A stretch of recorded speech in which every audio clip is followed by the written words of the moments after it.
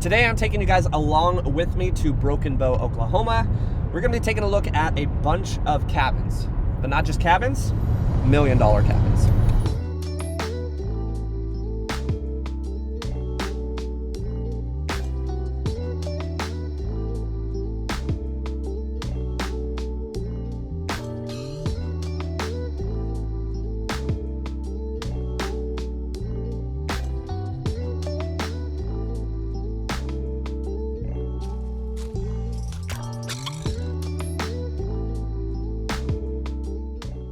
Probably shouldn't have brought the BMW on this trip.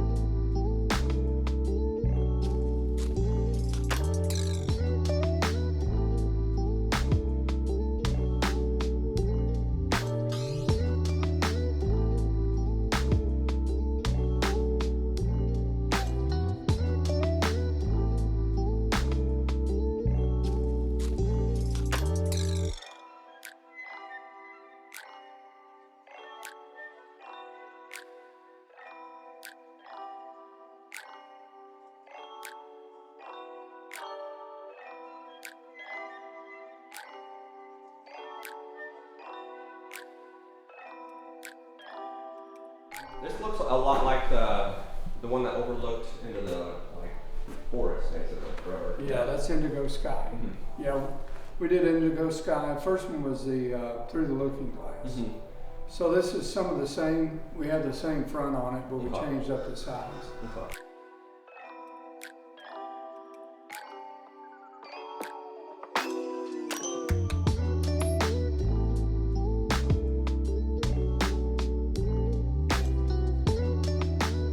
These are out. You've got total privacy. You won't be able to see that cabin. And Okay. probably won't be able to see that cabin. Okay.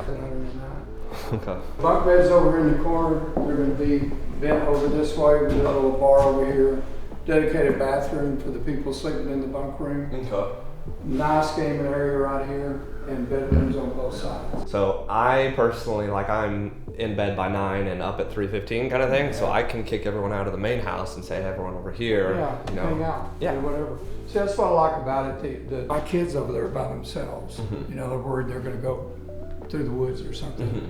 So I just designed another version of this, a little bit different, where I have, coming out of the back side, I have a hallway. Yeah. And it opens up into the den, but it's closed off on this side, which she was really adamant not to have any way for them to get out unless Mhm. they came through that building.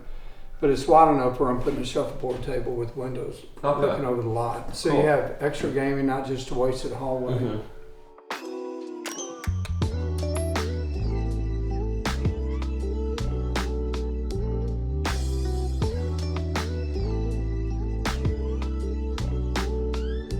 It's a priority 1, 2, 3, and 4, and then I've got the other one that's kind of.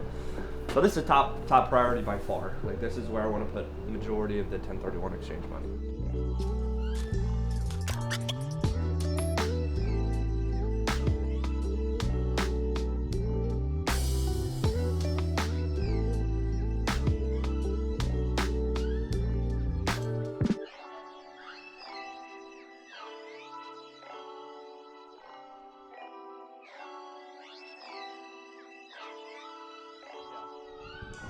A different style, more rustic. Mm-hmm. I mean, I do them all different ways, but I like kind of in between, like a rustic chic, I call it.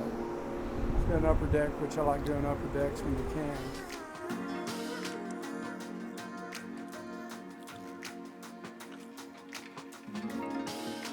Wood back here. Tesla charger. A friend of mine is like, you can't really find many Tesla chargers out here. No, I definitely like I know lots are an issue, but I love the privacy that this area has. Yeah, this is a natural forest, Yeah, right there. yeah. So everything back here behind them, I know where they're going to develop that cabin. Mm-hmm. It's 2 knolls over, so Okay. basically this is totally Secluded, yeah. Yeah. Are you able to find anything like this anymore or no? Well, that creek lot. Okay. is Similar? Like 2 plus acres. It's Okay. on a creek. Okay. I'll build on it. Yeah.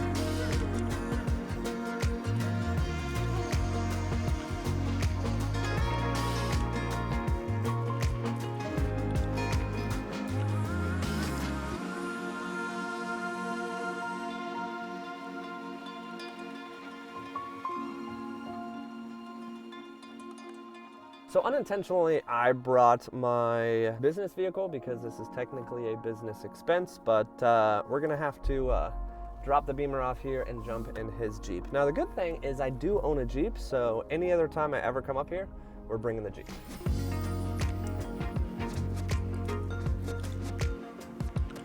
Rough right now. Width on the road, it kind of comes with it, good building, and you got a good view, but they're gone immediately. Yeah, we were looking.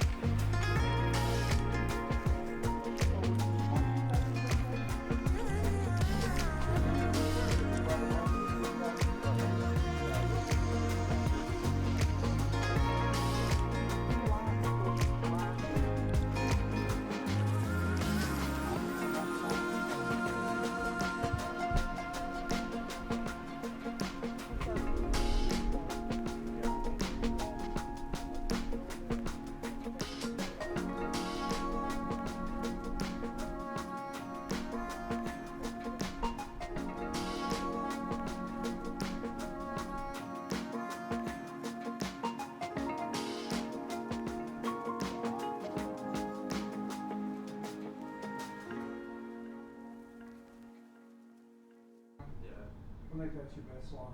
So just feedback on the two. Obviously I don't have interior finishings, but I saw the one that falls off the mountain there. I like the interior finish out that you had in that house over the one that we walked through. The one that we walked through, like you said, was more rustic. Definitely airing more modern. Kind of not as rustic. Yeah. That was too rustic for me in terms of my liking. I really do like the two separate house idea. You could do that on that. You can? Yeah. Okay. I'm going to show you a plan I just finished. Okay. As much as I'm building this to be an investment property for me that I'm going to rent out, I also want it to fit, when I do go up, I want it to fit my needs as well. And the biggest thing for me is I know I'm going to be in bed early because I wake up early. With two separate buildings, if I'm up at 4 or 5 o'clock in the morning, I can go do a workout in another building while, my girlfriend or, significant other or whoever, wife, is in the master, kind of thing. So most of the time it's going to be having friends and family, whatever, over, and I'm going to be up early. So well, this is a 2-bedroom bunk version. Okay. Tonight I'll have the 4-bedroom version. So this has 1, 2, so 2 bedrooms, or does this count as 3? It's 2 with a bunk. Okay. Are you drawing these up because people want them, or are you just drawing it up because you like the idea, kind of thing? I like the idea. Oh, this is the hallway that you were talking about, right? Yeah, see the shuffleboard? Yeah. Deck to a Spa pool? swim spa. Okay. Yeah, and they're get different sizes. I think that's 8 by 18. Not that it would be. How would you access this bedroom here? Okay, so what is this right here? Is this a vanity? Yeah, it's just a little coffee bar. Okay. So you get rid of the coffee bar, there'd be a door entrance right here, and you'd have a bedroom. Bathroom. This is a bathroom? Yeah. Okay.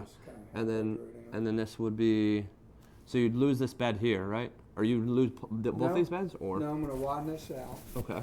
So I'll still do the bunk beds here. Okay. And probably it'll look different than that. Okay. I added this bedroom on the back side of it. Okay. And I drew this line, and it left this little gap right here. Okay. So what I did is I cut that in half, so a closet on this side and a closet on this side. Okay. Yeah. So bathroom here, bed, that exits out here with a deck. And so you'd have master. That's master. Yeah, master. That's master. Okay. Living, dining, kitchen area, additional bedroom, and then you go down a hallway and you'd have your bunk. Would this still be a bunk, or would this? Would. Okay. Yeah, so you're going to enter here this hallway. I don't like hallways because it's square footage, but when I wanted to put these windows in here, and I decided that'd be a perfect place for a shuffleboard. Yeah. Go ahead and block off the window here, give windows there, and when they're playing shuffleboard, see how it ends right in the halfway through the window? So when they're playing shuffleboard, they can look outside. Yeah.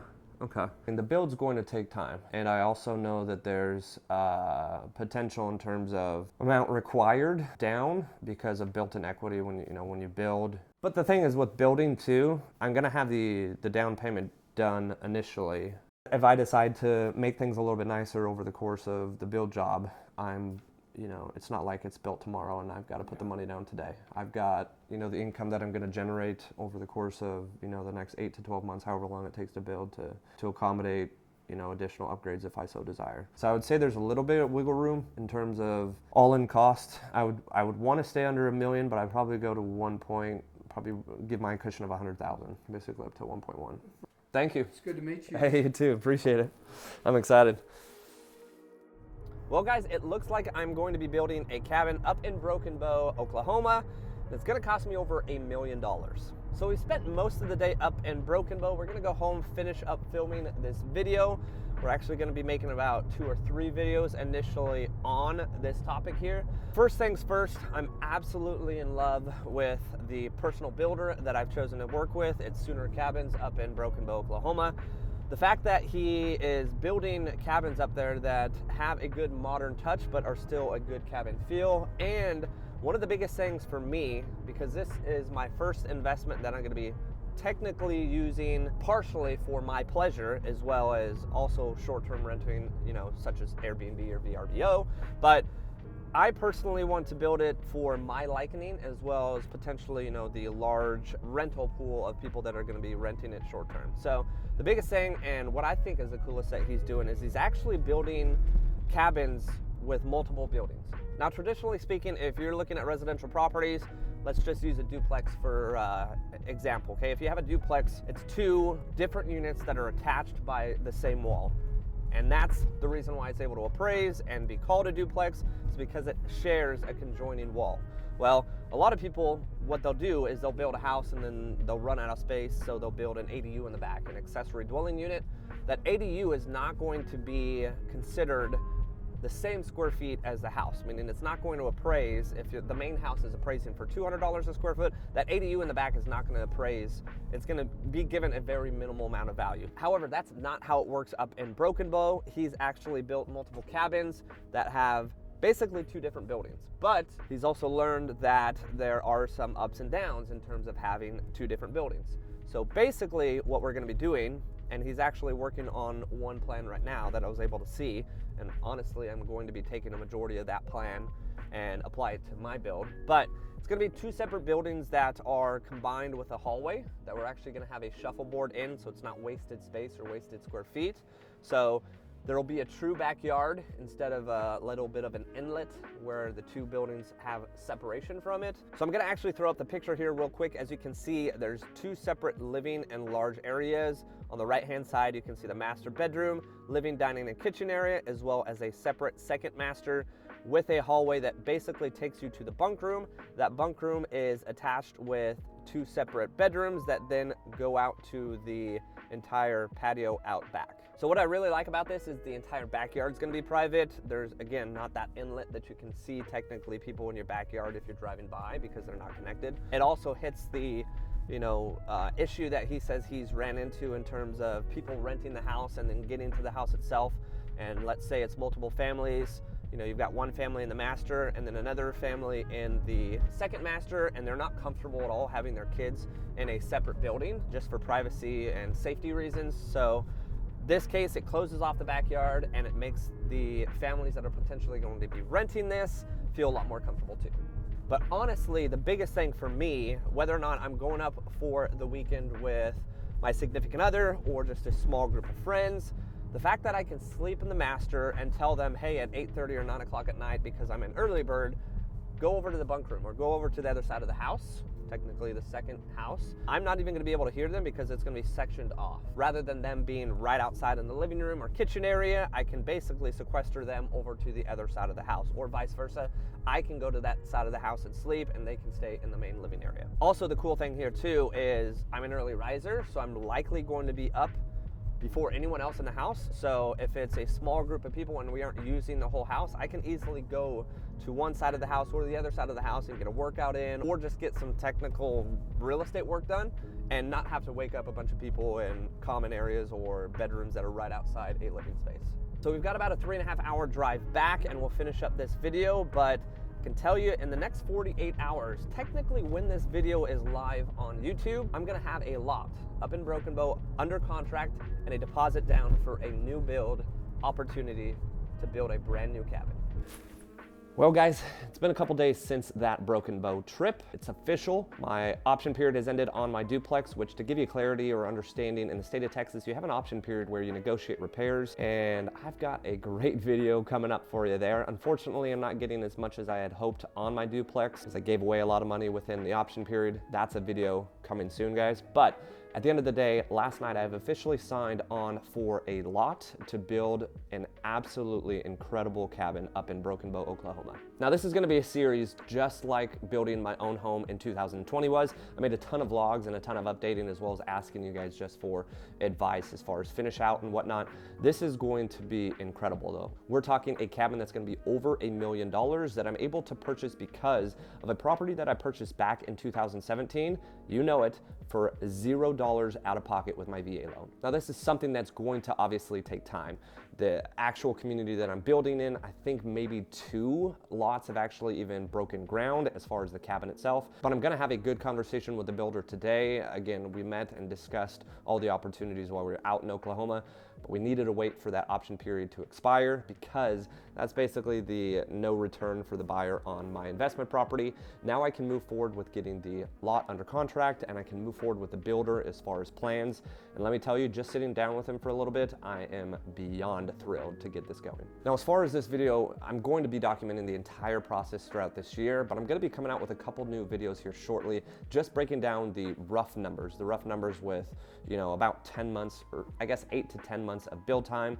So we're projecting probably the start of 2023 to really get going for the short-term rental. But it's gonna be also a little bit of a breakdown for future videos describing to you guys why I'm doing this. But to be honest with you guys, it's a little bit of pleasure, but it's, again, leveraging myself to now have individuals that rent it out short-term pay down a $1.1 million property versus the current property that I am selling is only a loan of about $270,000. So stay tuned, guys. I'm excited to bring you more content up in Oklahoma. It's not going to be weekly content. I'm thinking more so maybe monthly content. And having gone through the build process here, actually where we're filming this video, my primary residence, the beginning stages is quite boring. There's not a lot that happens early on. So midway through the year, just know that there's going to be a ton of content coming your guys' way. And again, breaking down just how I was able to purchase this and how much it's going to cost me out of pocket. Thanks again for watching, guys. Make sure to like and subscribe. It really does help, and stay tuned for the next video.